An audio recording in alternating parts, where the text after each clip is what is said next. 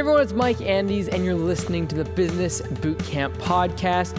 Today we're talking about your money, your personal finances, and how that affects your business and the finances there. Before we get into today's show, a big thank you to today's sponsor, which is Gussto. If you haven't already, go to gusto.com/bootcamp and try out their software. It's very easy to use, very cost effective, and allows you to pay your employees via bank transfer and a great portal where they can see all of their income, their benefits, and not be surprised by the tax man come this time of year, come December. So check it out today. Go to gusto.com/bootcamp. Try out for 90 days completely free, and I promise you, you will not regret it. All right, today we're talking about how your personal finances affect your business finances, and I'm kind of a little bit fired up because I had talked to someone this morning about this that was a business owner, and I saw it through and through. There was a reflection of how they treated money in their personal finances, correlating and being reflected in the finances how they ran their business. And so they wondered why their personal finances, they wondered why their business finances were wrong.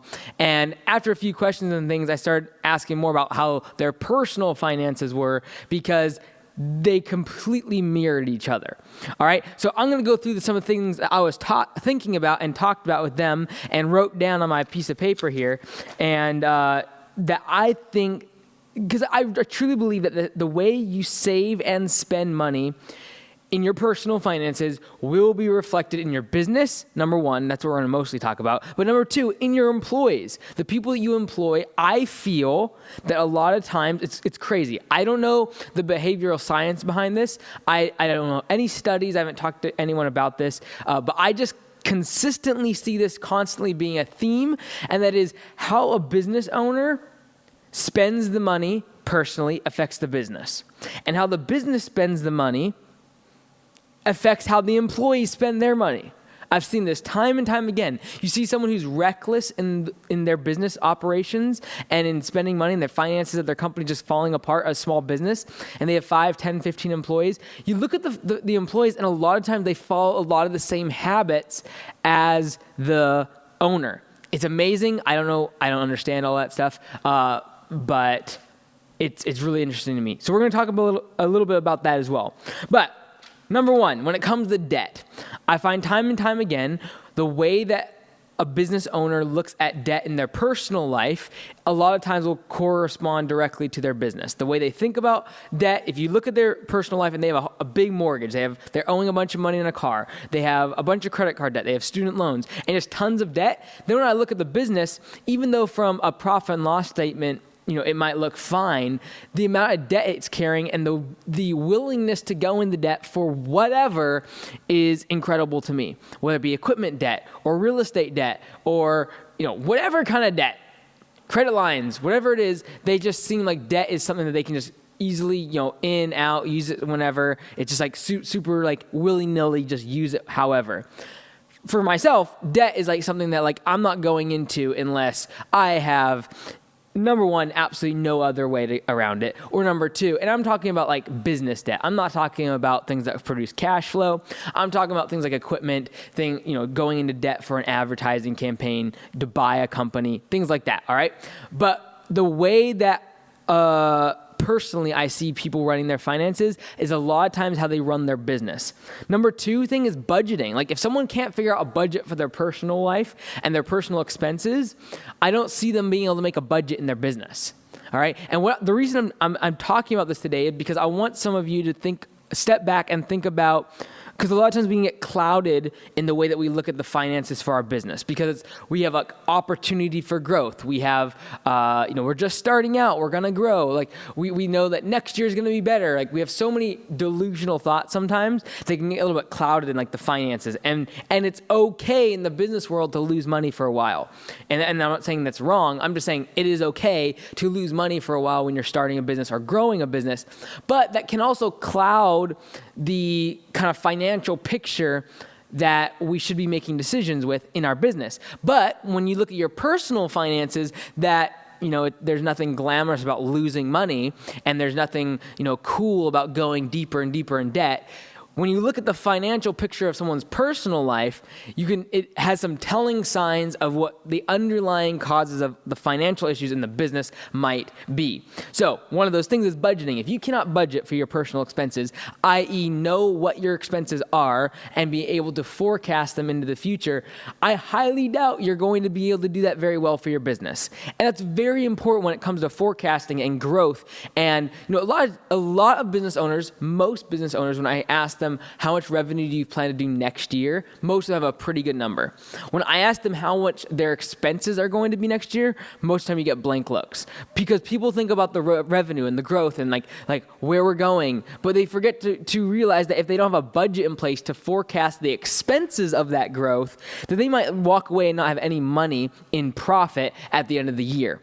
All right. The same thing goes for your personal expenses. What you spend on rent, what you spend on your car, what you pay on internet and utilities. Like, there are some basic expenses in your business that you need to know, like the back of your hand, and be able to forecast in the future. Like, okay, if we have 20% growth, and let's assume that our percentage of our expenses stays the same, that's going to result in X amount more profit. But now let's assume that maybe our expenses go up to facilitate that growth because we need more employees or more space or whatever. Being able to forecast those things is very important. When you go to a bank and they're going to ask you, what do you forecast for next year for your revenue? Most people wouldn't have no problem. But when they ask for expenses and then, based upon that, what is your profit going to be? Most people just look at a blank state. Like, they do not know what those forecasted numbers are going to be for budgeting. All right? Budget.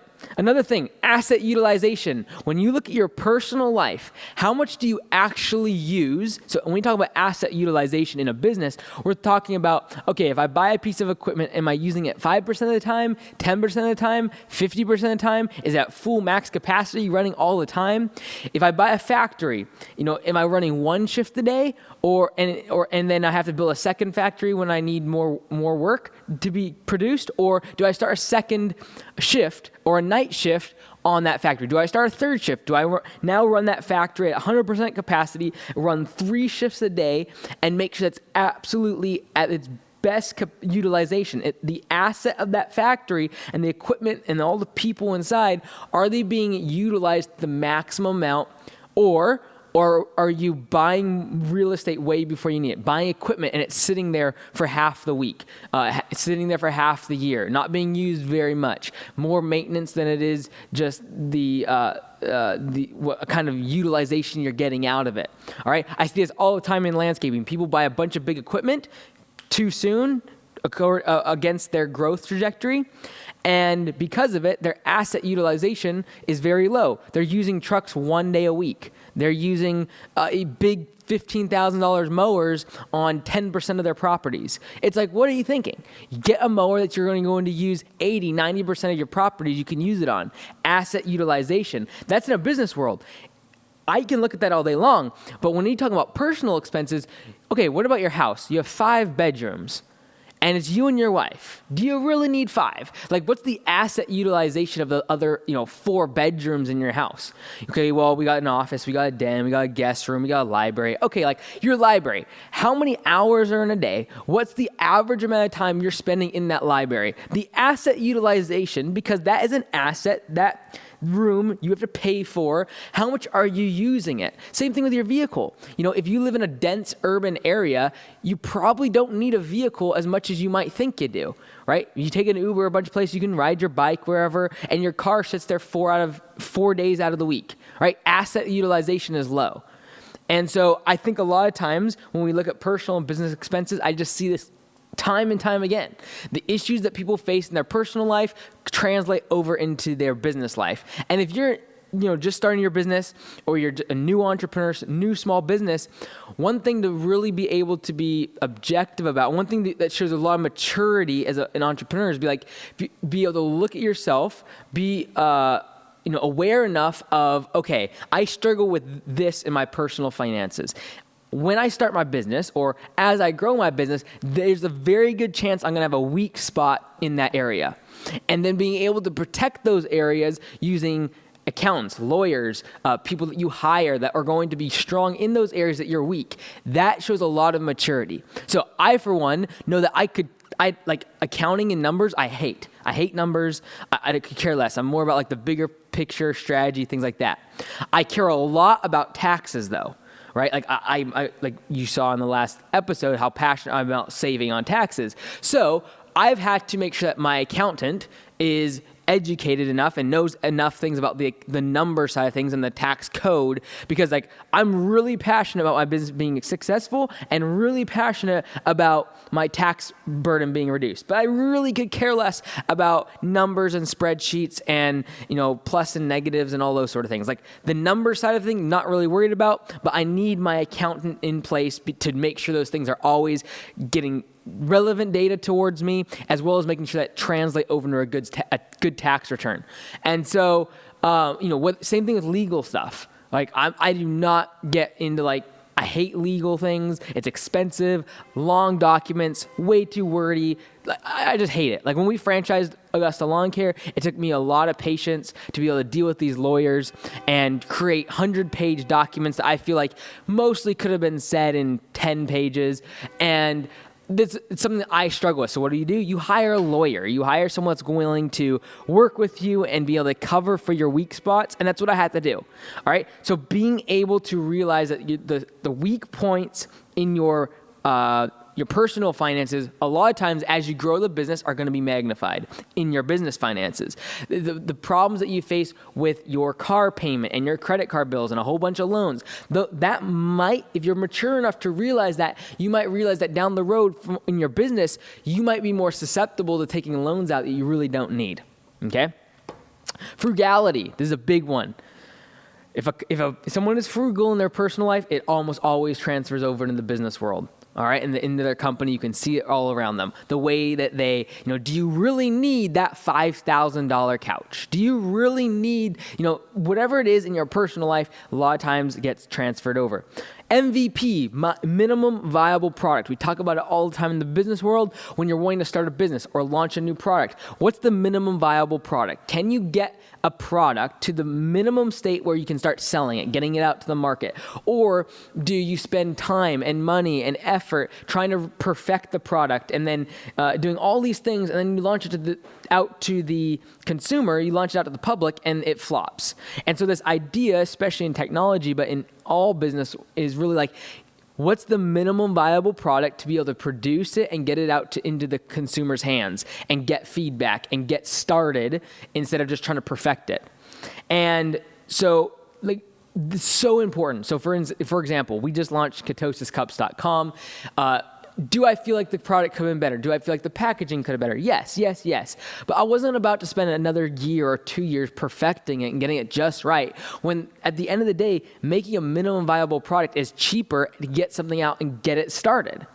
And so minimum viable product kind of ties into frugality when it comes to your personal life. If you need to go 2 miles to work, do you really need the $50,000 Lexus? Or could the $20,000 Honda work okay? Right? And so these are things like minimum viable product. What is going to be the cheapest method of getting the same delivery mechanism, the same result, the same goal achieved as a more expensive option? Okay? Frugality is so important. I see it time and time again. It's what allows being frugal really leads to the ability to scrape by. All right. So in your personal life, if you're frugal, you're able to scrape by when the economy turns. You're able to scrape by when a tragedy happens in your family and, you have unforeseen medical expenses, or you have, a loan that comes due, or something happens and you have to take money out of your retirement. You have to take money out of your emergency fund. Those things are horrible. But if you're frugal, you're able to scrape through those moments. And I think the ability to scrape by is very, very underappreciated in the business community because of all the influx of capital that comes from VCs and angel investors. Because companies, especially the ones that we always hear about in the news and things from Silicon Valley, New York, all these places that have a bunch of funding, they never have to think about scraping by. They've never even been put in the place where they don't have millions of dollars in the bank, and they have to figure out how to scrape by and figure out how to pay payroll next week and how to get by with a whole lot less and how to produce their products for less because they don't have enough money for the order that they need to to fulfill a PO. Like, those are things that are not being talked about enough, and that's why we're seeing things like Uber and WeWork and all, Peloton and these companies have been venture backed and have all this money behind them. Their founders and their employees begin to not know the ability and not have the ability, not exercise the muscle of frugality. I truly believe that frugality is like a muscle. The more you work it, the stronger it gets. I truly believe that even as you have more money, the ability to stay frugal, i.e. keep working that muscle, is what's going to be able to keep it active, right? I feel like a lot of people, if there was an economic crash and their funding source dried up right now, they would not have the frugality muscle to get through the next 4 or 5 years, or get through the time when they don't have funding, to be able to cut staff and cut out all the fringe benefits and just really scrape down to their product and focus on sales and just getting by. They wouldn't be able to do it because they've never exercised that muscle of working with less. And so the ability to scrape by in your personal expenses and your personal life is going to translate to your business. And a lot of times you scrape by in your personal expenses in order for the business to grow and succeed and continue to thrive. Like, I still remember not super long ago, several years ago, having to take out, borrow money from my brother, having to, really play my credit cards right, because like, when do I pay them off and things like that? Like, I never carried a balance on them, but like, when do I pay them off in terms of like when payroll hits, and always being very, very low on accounts because, we're growing the business super fast. Everyone would have said we were being, starting to get really successful and starting to really grow. People were starting to, notice us around town and things like that at Gussto Lawn Care. But little did they know I was scraping by, like personally, like super scraping by, because you're growing a business. And a lot of times, if you're able to scrape by in your personal expenses, you'll be able to funnel more money towards your business side, and that will lead to the growth and success of that company, right? But even though now the companies are more established, I'm not worried about making payroll next week, things like that. Even though that's the case, I still exercise the muscle of frugality. I truly believe it's like a muscle. And so, now I watch every single dollar that goes out every month. What is my personal expenses? How much of that can I write off? And just absolutely eliminating everything that's not necessary. Every dollar, every subscription.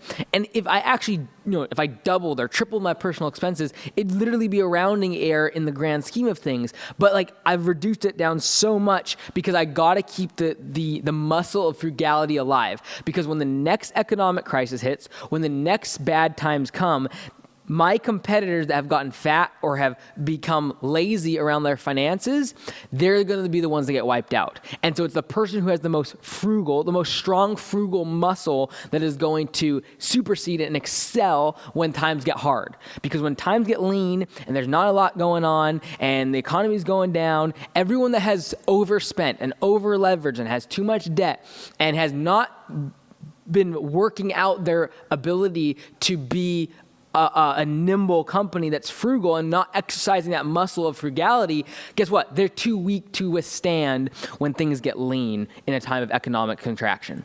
All right? So, a couple other things. Just a respect for money. When it comes to your personal finances and then it comes to your business finances, I find a lot of times for someone who asks me, a lot of times younger people ask me like, do you think I should get into business? Do you think I should, go start my own thing? The first thing I asked is the first thing I'm asking myself, I should say, is like, do they have respect for money? Or is it just something that's like, they don't really care about it? It's just like, it comes and it goes, and they don't have respect for the money. Because if you don't have respect for the money in your personal finances, I really don't think you're going to have respect for the money in the business. You have to realize that when you have a business and you have employees, your respect for money is now going to be determining of whether or not someone is able to put food on their table, is whether or not they're able to provide for their family. Like, those are things that you can't play with. So not respecting money puts in jeopardy the livelihoods of your employees. And this leads us to our last point. And that is, I truly have seen this. I don't know if there's studies. I don't know if there's even any evidence behind this, but I see so many times that when a business owner has a certain way about finances in their business, whether it be they have way too much debt, they spend frivolously, they are always not utilizing their equipment enough or doing something like that. I see so many times, if the owner comes in with a really flashy car, that it becomes like the standard for the employees. And so I'm always amazed. I've seen it time and time again with owners. The financial literacy and the financial discipline of the employees tends to at least track towards the owners. I find it really interesting. People who are frugal in their business, in and around their employees start to pick up on, okay, that was successful, that was good, that worked for them, and they were being frugal, they were cutting the expenses, they were trying to think about the cost, they weren't being extravagant there, and they start doing the same thing. I just find it very, very fascinating, and not something I'll think about more. But this is one of these topics. We're talking about Landscape Summit in January. I'm going to be talking about cutting the fat, getting lean in your business, and I think a lot of times it ties right directly back to your personal finances. If you can create a budget in your personal finances, you can probably do it for your business, right? And just time and time again, I've seen this, and I just want to make this little bit of a rant today, and hopefully you got something from it. I'm Mike Andes. You've been listening to the Business Bootcamp Podcast. Until next time, be great, because nothing else pays.